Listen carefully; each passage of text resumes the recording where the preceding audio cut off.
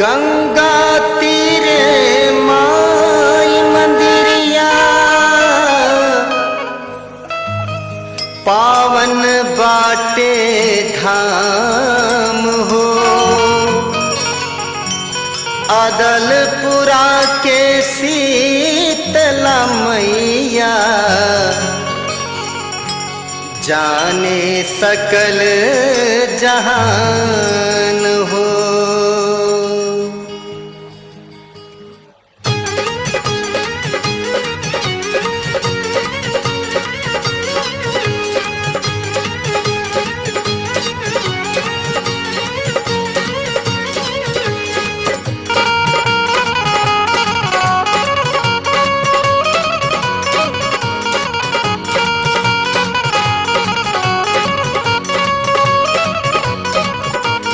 शीतला भवानी के दुआर देखिले,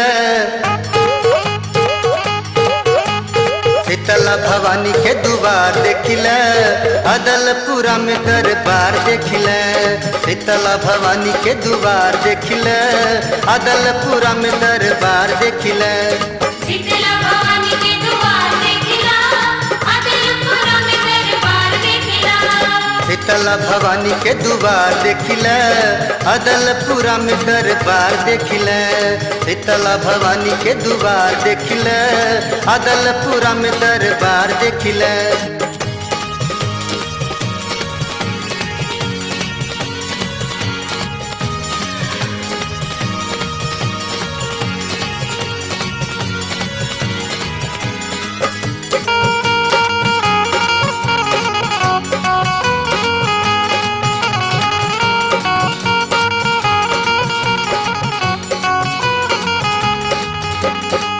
सपना देखौली माई गंगा बीच धारा, पावन बा मूर्तिया जल में जल्दी से निकार। देखते सपना माझी गईला कुलाई, होत भोरहरी सबके दिहल जुटाई। मंदिर के बना के चमत्कार देखिले, मंदिर के बना के चमत्कार देखिले, अदलपुरा में दरबार देखिले। शीतला भवानी के दुआर देखिला, अदलपुरा में दरबार देखिला।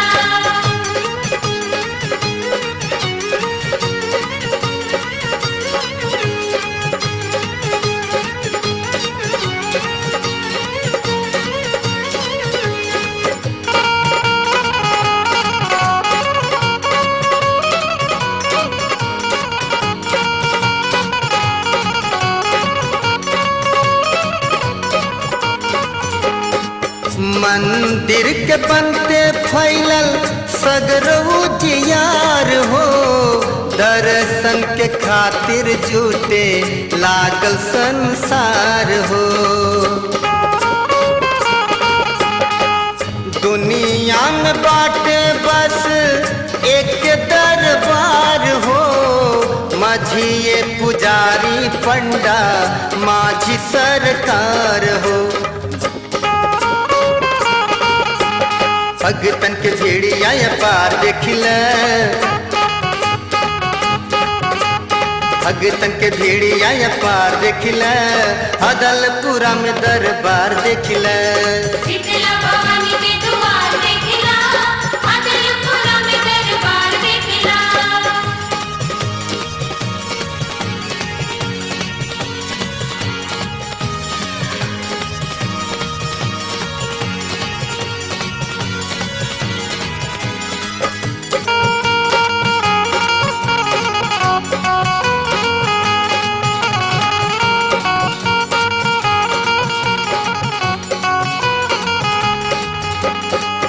श्रद्धा से पूजे जे भी आयल चरनिया, शीतला भवानी बुझली मन के मरमिया।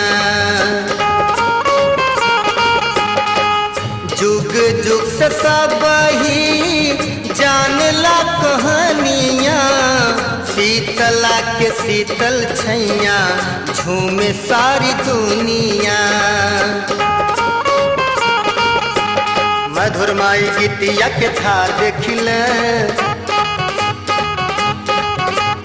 लागल बाटे माई के बाजार देखिल, अदलपुरा में दरबार देखिल। शीतला भवानी के दुआर देखिला, अदलपुरा में दरबार देखिला। शीतला भवानी के दुआर देखिल, शीतला भवानी के दुआर देखिल, अदलपुरा में दरबार देखिल। शीतला भवानी के दुआर देखिल, अदलपुरा में दरबार देखिल। शीतला भवानी के दुआर देखिला, अदलपुरा में दरबार देखिला। शीतला भवानी के दुआर देखिला, अदलपुरा में दरबार देखिला।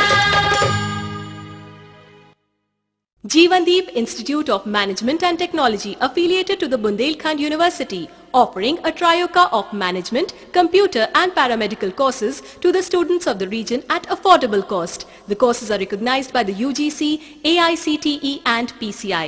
JD IMT Varanasi.